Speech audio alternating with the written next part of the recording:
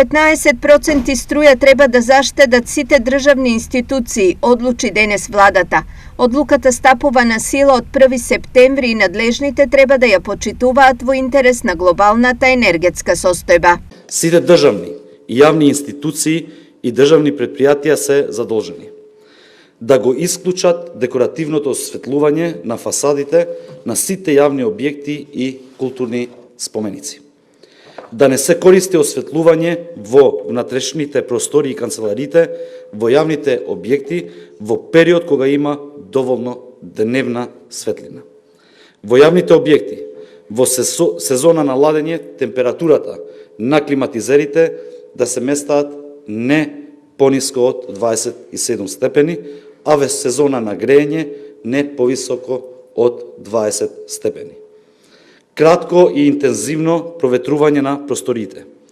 Исклучување на светилките кога се напушта просторијата или може да се користи дневна светлина. Печатење само на оние документи кои се потребни и онолку копии колку што се неопходни. Во однос на институциите под локална власт, Бектеши изјави дека таа ќе биде одлука која треба да ја донесат општините.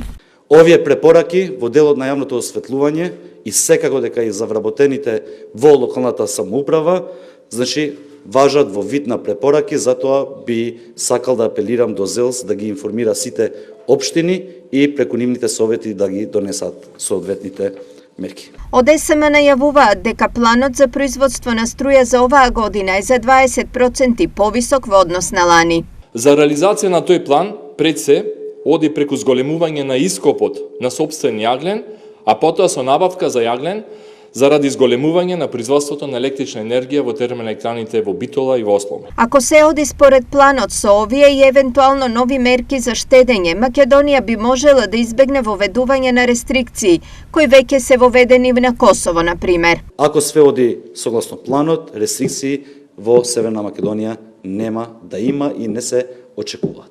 Но за да се олесни и товарот врз СМ, а секако дека и да заштедиме и во дел на пари од нашите буџети што ги имаме во домаќинствата, сите треба да придонесеме во делот на заштеда на електрична енергија. Освен Македонија, слични одлуки за штедење на струја и газ донесоа и други европски земји во напорите да се совлада предизвикот недостаток и високи цени на енергенсите.